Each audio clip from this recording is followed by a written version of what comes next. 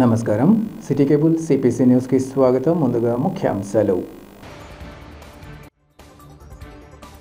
జిల్లాలో ఎర్రచంద్రం అక్రమ రవాణా, గంజాయి విక్రయాలు, ఇతర చట్ట వ్యతిరేక కార్యకలాపాలపై ప్రత్యేక దృష్టి.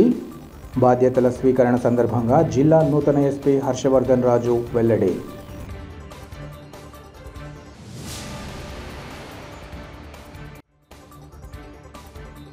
జిల్లాను కుష్ఠురహిత జిల్లాగా తీర్చిదిద్దడంలో భాగంగా ప్రజలను చైతన్యవంతులు చేసే కార్యాచరణ ప్రణాళిక రూపకల్పన. మీడియాతో జిల్లా వైద్య ఆరోగ్య శాఖ అధికారి డాక్టర్ నాగరాజు స్పష్టీకరణ.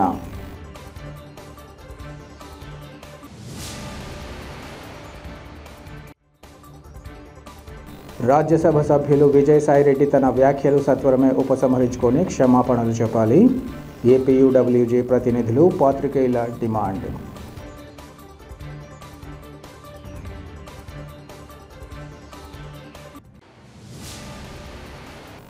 జిల్లాలో ఎర్రచంద్రం అక్రమ రవాణా, గంజాయి విక్రయాలు, ఇతర చట్ట వ్యతిరేక కార్యకలాపాలపై ప్రత్యేక దృష్టి సారిస్తామని వైఎస్ఆర్ జిల్లా నూతన ఎస్పీ హర్షవర్ధన్ రాజు తెలిపారు.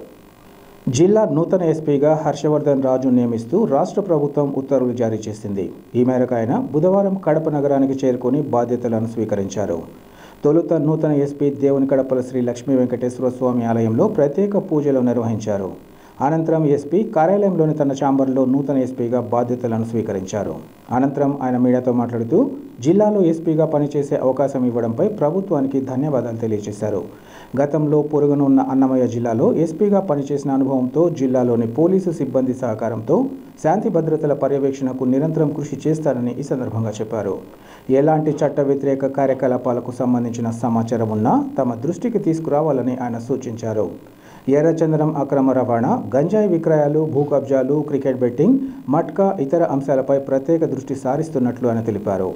శాంతి భద్రతల విషయంగా నిరంతరం కృషి చేస్తూ జిల్లాలో ప్రశాంతియుత వాతావరణం నెలకొనేలా చూస్తామని ఆయన వివరించారు. అనంతరం పలువురు పోలీసు అధికారులు నూతన ఎస్పీని కలిసి శుభాకాంక్షలు తెలియజేశారు. కడప ఎస్పీగా ఈ అవకాశం రావడం నిజంగా చాలా సంతోషకరం. సో కడప ప్రజలకి సేవ చేసే అవకాశం రావడం అనేది ఒక అదృష్టంగా భావిస్తున్నాను. సో దానికి ప్రధానంగా చెప్పేది ఏమంటే, ఏదైతే పబ్లిక్కి పోలీసు ఏ సర్వీసెస్ అయితే ఇవ్వాల్సి ఉంటాయో ఆ సర్వీసెస్ అన్నీ కూడా ఎఫెక్టివ్గా ప్రాపర్గా ఇచ్చే విధంగా చేయాలనేదే మన ముందున్నటువంటి ప్రధాన ఉద్దేశం.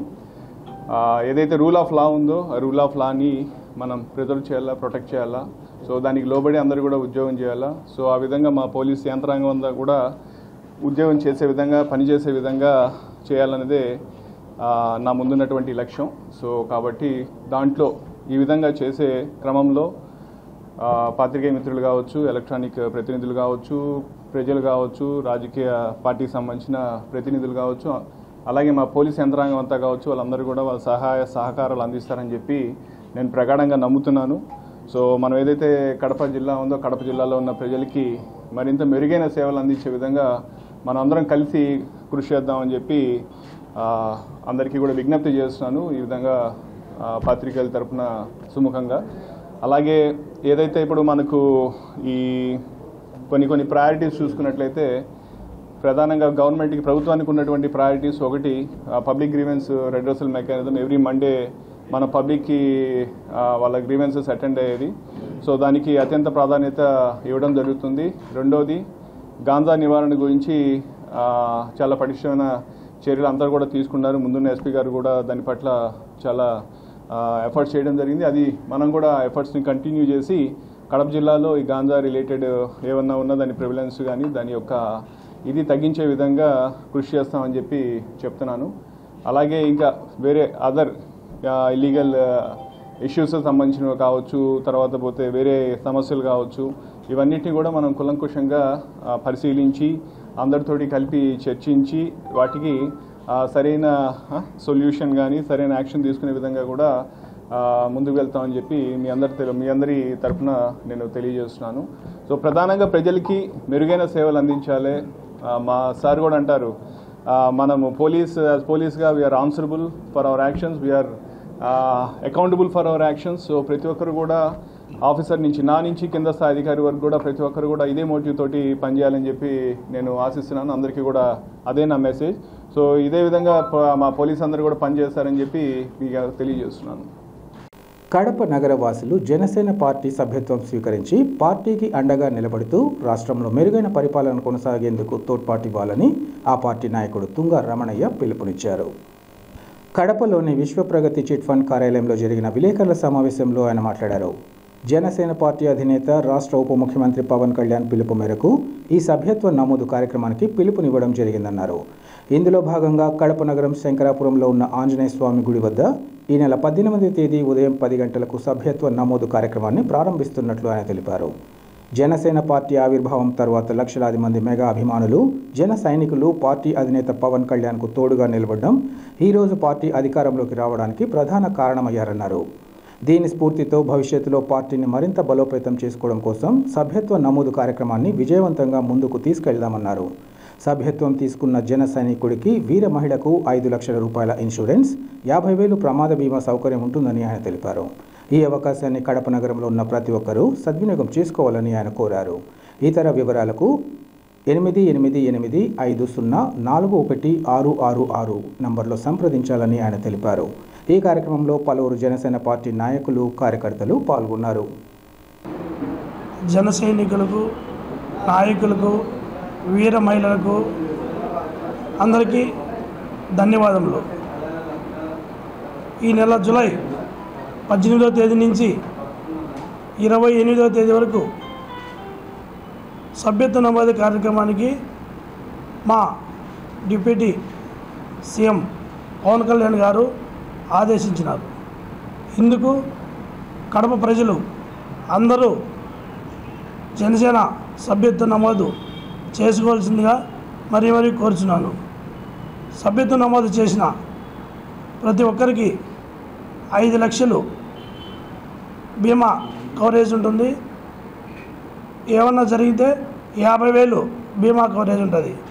కాబట్టి కడప ప్రజలందరూ అత్యధికంగా పాల్గొని ఈ కార్యక్రమాన్ని విజయవంతం చేసినగా కోరుచున్నాము.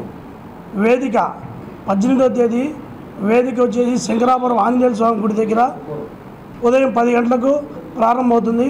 అందరూ అక్కడికి వచ్చి సభ్యత్వ నమోదు చేసుకోవాల్సిందిగా కోరుచున్నాము.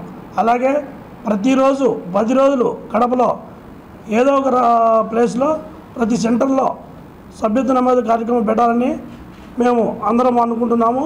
కాబట్టి అందరూ మీరు కూడా సహకరించి మీ భవిష్యత్తు కోసం పవన్ కళ్యాణ్ గారు ఇది తలపెట్టినాడు. మీ భవిష్యత్తు, మన భవిష్యత్తు, అందరి భవిష్యత్తు కోసము ఈ సభ్యత్వ నమోదు కార్యక్రమం తలపెట్టినాడు. కాబట్టి గత 3 సీజన్లో 6 లక్షలు సభ్యత్వ నమోదులని ఈ సూరి 9 లక్షల పైచిలకు నమోదు కావాలని మేము కోరుకుంటున్నాము. అలాగే ఇప్పటి వరకు 344 మందికి సహాయం చేయడం జరిగినది. అలాగే అందరూ పాల్గొని విజయవంతం చేయాలని కోరుతున్నాం. మీ జనసేన తుంగ రమణయ్య. వైసీపీ రాజ్యసభ సభ్యులు విజయసాయిరెడ్డి పలు మీడియా సంస్థలు పాత్రికేయుల పట్ల మాట్లాడిన మాటలను తక్షణమే ఉపసంహరించుకొని క్షమాపణలు చెప్పాలని ఏపీయూడబ్ల్యూజే నాయకులు రామసుబ్బారెడ్డి తెలిపారు. విజయసాయిరెడ్డి తీరును నిరసిస్తూ కడప నగరంలోని ఆర్టీసీ బస్టాండ్ వద్ద గల అంబేద్కర్ సర్కిల్లో పాత్రికేయులు తమ నిరసన వ్యక్తం చేశారు. ఈ సందర్భంగా రామసుబ్బారెడ్డి మాట్లాడుతూ విజయసాయిరెడ్డి తాను రాజ్యసభ సభ్యుడన్న విషయాన్ని మరచి మాట్లాడడం ఏమాత్రం సమంజసం కాదన్నారు. తనను వ్యక్తిగతంగా కొన్ని మీడియా సంస్థలు టార్గెట్ చేశాయన్న నెపంతో ఇలా వ్యవహరించడం సరికాదన్నారు. మీడియా సంస్థలు తమ పరిధిలోనే పనిచేస్తాయని విజయసాయిరెడ్డి తెలుసుకోవాలన్నారు. ఆయన చెబుతున్నట్లు కొన్ని మీడియా సంస్థలు భ్రష్టు పట్టడానికి ఆయన లాంటి వారే కారణమన్నారు. తమకు వ్యతిరేకంగా రాసే మీడియా సంస్థలను, పాత్రికేయులను దిగజారే స్థితికి విజయసాయిరెడ్డి దిగజారిపోవడం బాధాకరమన్నారు. ఈ విషయంగా వైసీపీ అధినేత వైఎస్ జగన్మోహన్ రెడ్డి పునరాలోచించి ఇలాంటి వారిని తక్షణమే పార్టీ నుంచి సస్పెండ్ చేయాలన్నారు. మీడియా సంస్థలు తప్పు చేస్తే సంబంధిత సంస్థలపై ఫిర్యాదు చేసుకునే హక్కు తమకుందని, అంతే తప్ప ఇలాంటి దిగజారుడు వ్యవహారాలకు పాల్పడడం తగదన్నారు. ఇప్పటికైనా విజయసాయిరెడ్డి తన తీరును మార్చుకొని తాను మాట్లాడిన మాటలను ఉపసంహరించుకోవడంతో పాటు తక్షణమే క్షమాపణలు చెప్పి తన హుందాతనాన్ని కాపాడుకోవాలన్నారు. ఈ కార్యక్రమంలో పలు ప్రింట్, ఎలక్ట్రానిక్ మీడియా సంస్థల ప్రతినిధులు, పాత్రికేయులు, టీఎన్ఎస్ఎఫ్, గ్రేటర్ రాయలసీమ విద్యార్థి యువజన సమాఖ్య ప్రతినిధులు పాల్గొన్నారు.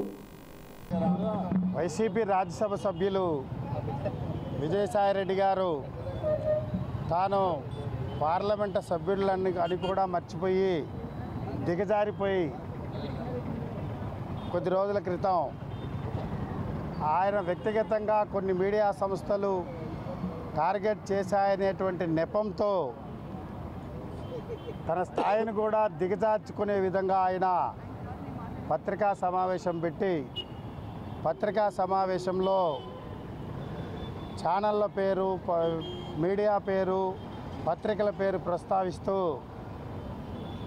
చాలా నీచంగా మాట్లాడడం జరిగింది. దీనిని వర్కింగ్ జర్నలిస్ట్ యూనియన్ రాష్ట్ర కమిటీ తరపున, జిల్లా కమిటీ తరపున తీవ్రంగా ఖండిస్తూ ఉన్నాం. నాలుగు మీడియా ఛానళ్ళు మాత్రమే నిక్కచ్చిగా వ్యవహరిస్తూ ఉన్నాయి. మిగతా మీడియా అంతా అమ్ముడు పోయింది. అసలు అవి ఛానళ్ళే కాదు, అది మీడియానే కాదు అన్నట్టుగా ఆయన మాట్లాడడం ఆయన దిగజారుడుతనానికి నిదర్శనంగా మేము ఈ సందర్భంగా చెప్తా ఉన్నాం. మీడియా ఎప్పుడూ తమ పరిధిలోనే పనిచేస్తూ ఉంది.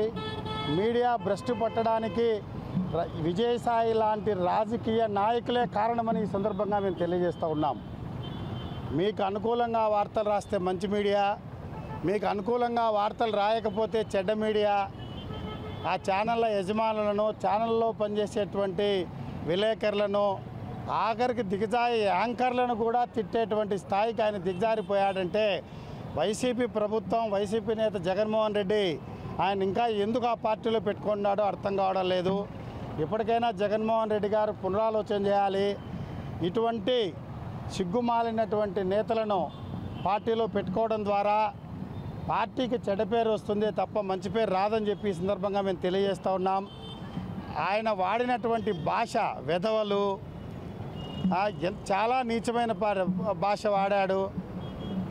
బుద్ధి లేని వాళ్ళు, వెధవలు, అరే తరే అని చెప్పి ఆయన మాట్లాడిన తీరు రాష్ట్రంలో ఈరోజు అన్ని పక్షాలు తీవ్రంగా వ్యతిరేకించేటువంటి పరిస్థితి కనబడుతోంది.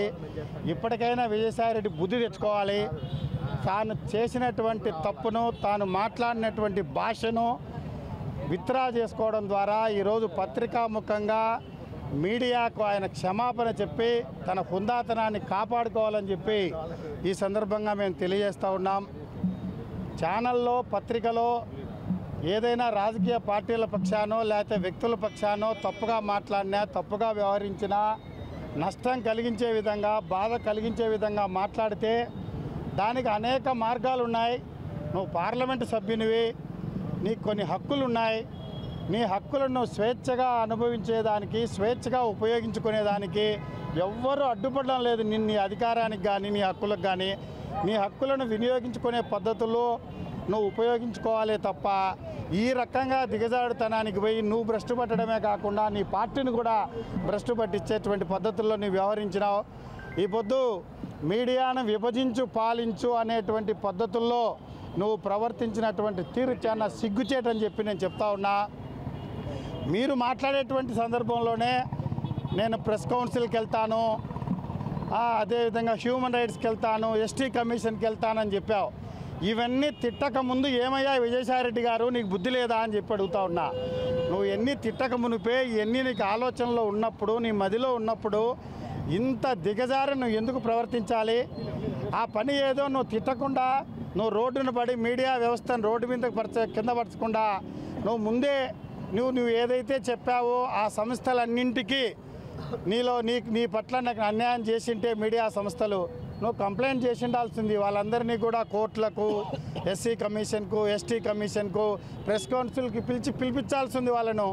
అదేవిధంగా ప్రివిలేజ్ కమిటీకి నేను ఫిర్యాదు చేస్తా అని చెప్పావు. చేయండి, తప్పనిసరిగా చేయండి. మా వాళ్ళు తప్పు చేస్తే మా శిక్ష అనుభవించేదానికేమీ మీడియా సంస్థలు కానీ, మీడియా యజమానులు కానీ అతీతులు కాదు.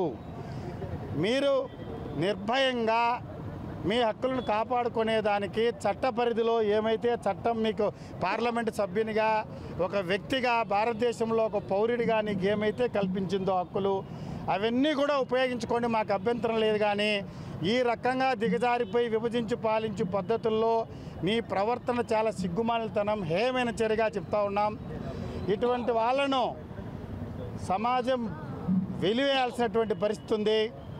పార్లమెంటులో రాజ్యసభ చైర్మన్ గారు ఈ రకమైనటువంటి పార్లమెంటు సభ్యుడు వాడినటువంటి భాషను మీరు పరిగణలోకి తీసుకొని విజయసాయిరెడ్డి గారి మీద చర్య తీసుకోవాలని చెప్పి కోరుతా ఉన్నా. మీరేగైనా పార్లమెంట్లో ప్రివిలేజ్ కమిటీలో గైనా ఫిర్యాదు చేస్తే మీరు మీడియాలో మాట్లాడినటువంటి క్లిప్పింగ్స్ను చైర్మన్ గారికి కానీ మీరు ఏ సంస్థలకైతే ఫిర్యాదు చేయాలనుకుంటున్నారో ఆ సంస్థలకు మీ వీడియో క్లిప్పింగ్ ఇస్తే మీకే ఊస్తారని చెప్పి ఈ సందర్భంగా మేము తెలియజేస్తూ ఉన్నాం. ఇప్పటికైనా సరే మీరు చేసిన తప్పును తెలుసుకొని వెంటనే దిద్దుబాటు చర్యగా యావత్ మీడియా ప్రపంచానికి మీ పొరపాటు జరిగినట్టుగా క్షమాపణలు చెప్పి మీరు మీ హుందాతనాన్ని గౌరవాన్ని కాపాడుకోవాలని, తద్వారా పార్లమెంటు గౌరవాన్ని కూడా కాపాడాలని చెప్పి ఈ సందర్భంగా కోరుతా ఉన్నా.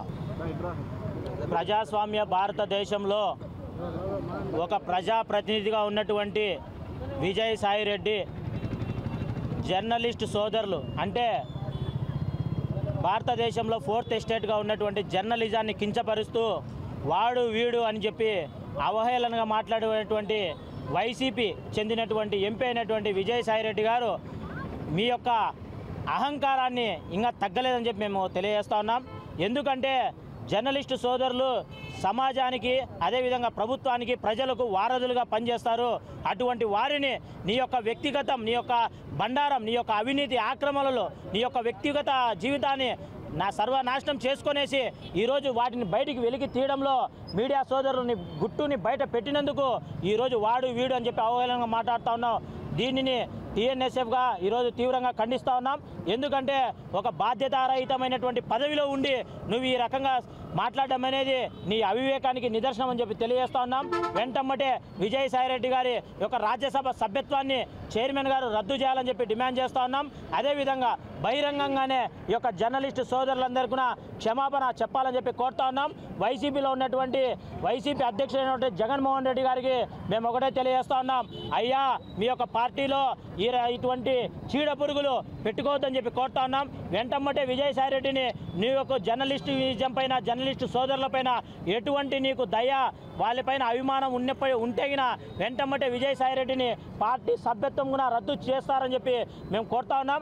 ఆ విధంగా రద్దు చేసినట్టయితేనే మీరు యొక్క నాయకుడిగా ఈ యొక్క ప్రజాస్వామ్యంలో మీకు కూడా తిరిగేదానికి, మీ యొక్క పార్టీ కూడా తిరిగేదానికి హక్కు ఉంటుంది. లేని పక్షంలో మీరు కూడా విజయసాయిరెడ్డి తొత్తులుగానే ఈరోజు ఉంటారని చెప్పి మేము భావిస్తూ ఉన్నాం. విజయసాయిరెడ్డి గారికి ఒకటే తెలియజేస్తా ఉన్నాం, జర్నలిస్టు సోదరులకు క్షమాపణ చెప్పకుండా, నువ్వు వాడినటువంటి భాషను వెనక్కి తీసుకోకుండా నువ్వు ఈ రాష్ట్రంలో కానీ ఎక్కడైనా ఉన్న పర్యటన చేస్తే ఖచ్చితంగా నీ యొక్క పర్యటనలో నీ యొక్క ఎక్కడెక్కడ తిరుగుతావో అక్కడంతా అడ్డగించుకునేదానికి మేమంతా సిద్ధంగా ఉన్నాం.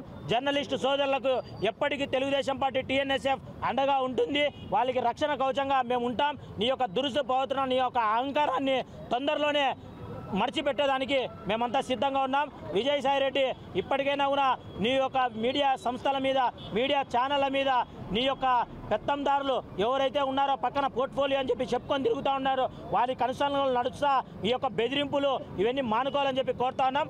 బహిరంగ క్షమాపణ చెప్పాలని చెప్పి డిమాండ్ చేస్తూ ఉన్నాం. జిల్లాను కుష్ఠురహిత జిల్లాగా తీర్చిదిద్దడంలో భాగంగా ఈ నెల 18వ తేదీ నుంచి ఆగస్టు 2వ తేదీ వరకు కుష్టు వ్యాధి నిర్మూలన కార్యక్రమాలతో పాటు ప్రజలను చైతన్యవంతులు చేసే కార్యాచరణ ప్రణాళిక రూపొందించామని జిల్లా వైద్య శాఖ అధికారి డాక్టర్ నాగరాజు తెలిపారు. కడప నగరంలోని తన కార్యాలయ మీటింగ్ హాల్లో నిర్వహించిన అవగాహన కార్యక్రమంలో డిఎంహెచ్ఓ ఈ కార్యక్రమానికి సంబంధించిన పోస్టర్లను ఆవిష్కరించారు. అనంతరం ఆయన మాట్లాడుతూ కుష్టు వ్యాధి గుర్తింపుకు ఆశా వర్కర్లు, వాలంటీర్లు, ఆరోగ్య కార్యకర్తలు ఇంటింటికి వెళ్లి గృహాలను సందర్శించి ప్రతి ఒక్కరిని పరీక్షించాలన్నారు. ఎవరికైనా శరీరంపై రంగు మారిన మచ్చలు, చర్మంపై స్పర్శలేని మచ్చలు, చెవులు, వీపుపై నొప్పిలేని బుడిపెలు, కనుబొమ్మలు, కనురెప్పలు రాలిపోవడం, కనురెప్పలు మూతపడకపోవడం, ముక్కు నుంచి నీరు, రక్తం కారడం వంటి లక్షణాలు ఉంటే అవి కుష్టు వ్యాధికి సంకేతాలని గుర్తించాలన్నారు. చేతులు, కాళ్లలో బొబ్బలు రావడం, వేళ్లు వంకలు తిరగడం వంటి లక్షణాలుంటే కుష్టు అనుమానిత లక్షణంగా పరిగణలోకి తీసుకోవాలన్నారు. ఇలాంటి లక్షణాలు ఉన్న వారికి సమీప ప్రాథమిక ఆరోగ్య కేంద్రాల్లో మెరుగైన వైద్య చికిత్స కోసం రెఫర్ చేయాలన్నారు. ఎవరికైనా వ్యాధి లక్షణాలు నిర్ధారణ అయితే 6 నెలలు లేదా సంవత్సరం పాటు ఉచితంగా మందులు ఇవ్వడం జరుగుతుందన్నారు. బీసీ, ఎస్సీ, ఎస్టీ వసతి గృహాల్లో ప్రతి విద్యార్థికి LCDC పరీక్షలు నిర్వహించాలని ఆయన సూచించారు. సమావేశంలో జిల్లా ఇమ్యునైజేషన్ అధికారి డాక్టర్ ఉమామహేశ్వర్, ఎయిడ్స్, టీబీ నివారణ అధికారి doctor Ravibabu, demo Bharati, physiotherapist Manohar తదితరులు పాల్గొన్నారు.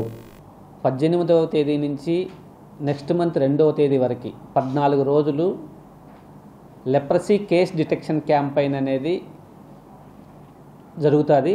దీంట్లో ఇది ఎవ్రీ ఇయర్ మనకు జరుగుతూ ఉంటుంది. దీంట్లో మన మెయిన్ ఎయిమ్ ఏంటంటే వీళ్ళకి డిఫార్మిటీస్ వచ్చేంతవరకు కొద్దిమంది బయటపడడం లేదు కొన్ని కేసెస్.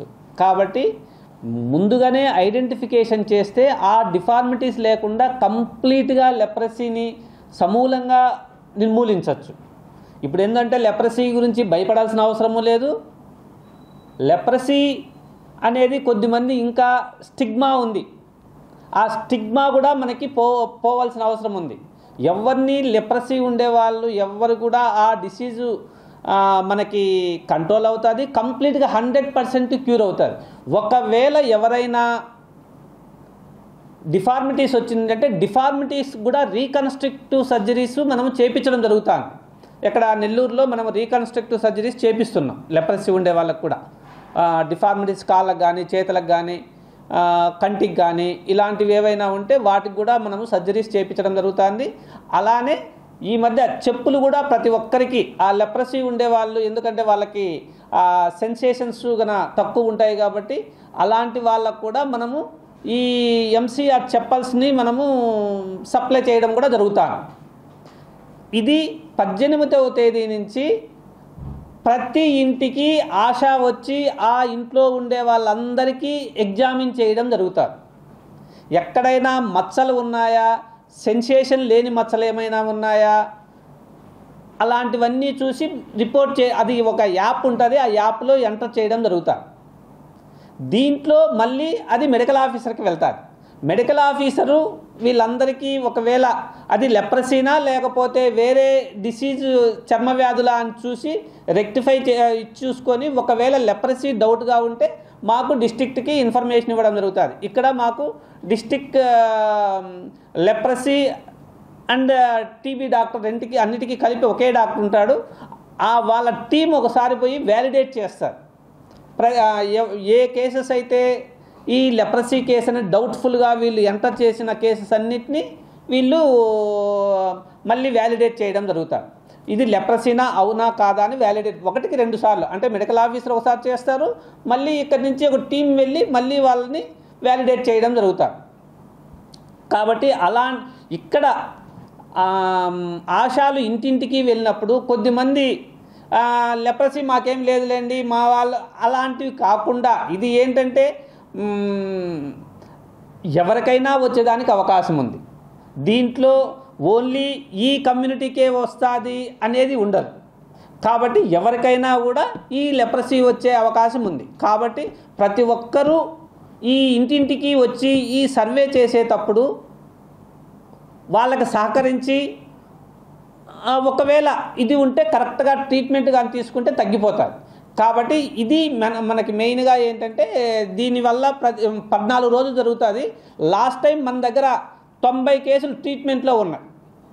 మన డిస్ట్రిక్ట్ మొత్తం మీద 90 కేసెస్ మనకి ట్రీట్మెంట్లో మనకి చేస్తున్నాం.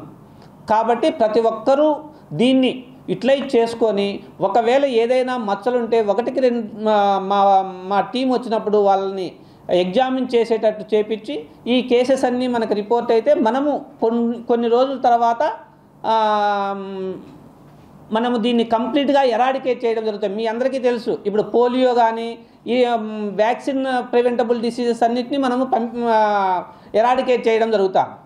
అలానే దీన్ని కూడా మనము కంపల్సరీ 2026కి దీన్ని కూడా 1000కి 1 కేసు చొప్పున 1 lakh 1 కేసు 1000 కాదు 1 lakh 10,000కి 1 కేసు 10,000కి 1 కేసు చొప్పున మనకు రిపోర్ట్ కావాల్సిన అవసరం ఉంది.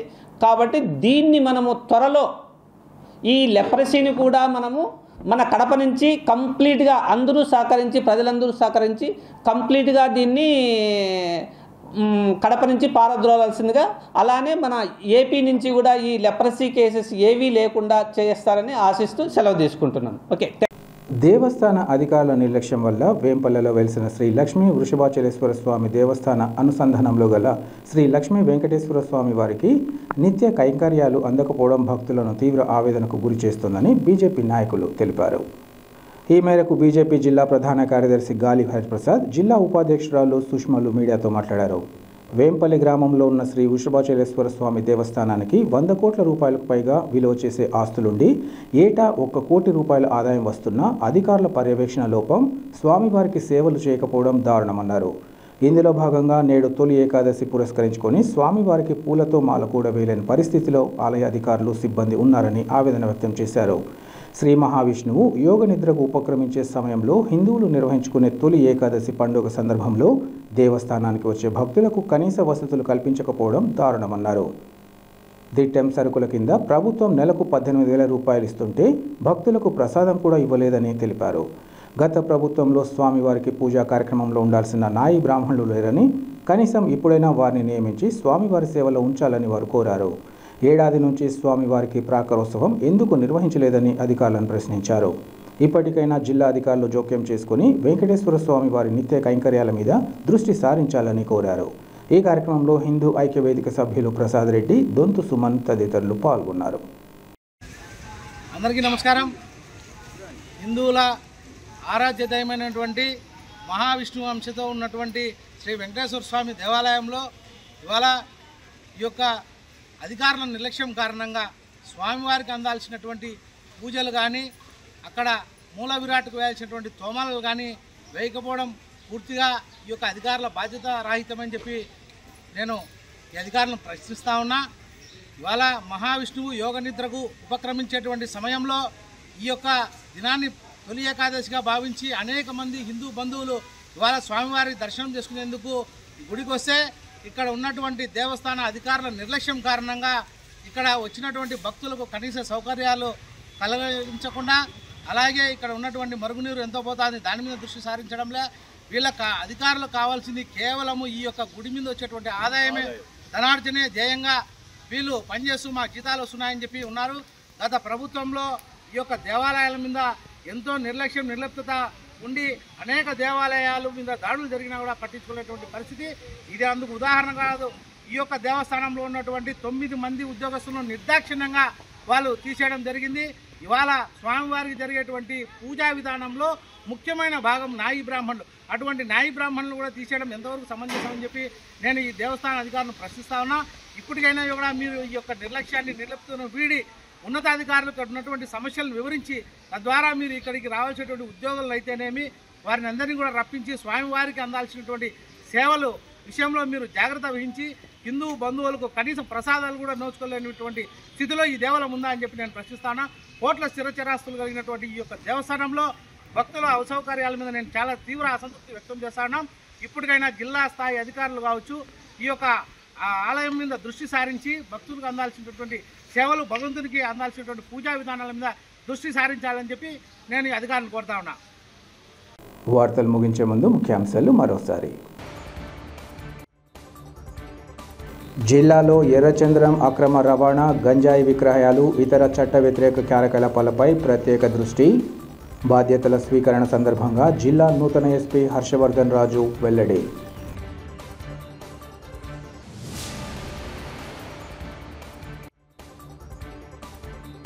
జిల్లాను కుష్ఠురహిత జిల్లాగా తీర్చిదిద్దడంలో భాగంగా ప్రజలను చైతన్యవంతులు చేసే కార్యాచరణ ప్రణాళిక రూపకల్పన. మీడియాతో జిల్లా వైద్య ఆరోగ్య శాఖ అధికారి డాక్టర్ నాగరాజు స్పష్టీకరణ.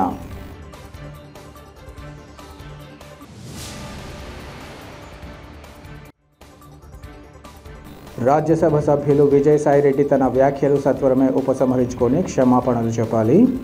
ఏపీయూడబ్ల్యూజే ప్రతినిధులు, పాత్రికేయుల డిమాండ్.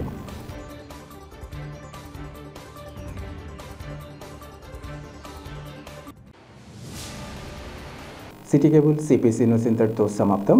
నమస్కారం.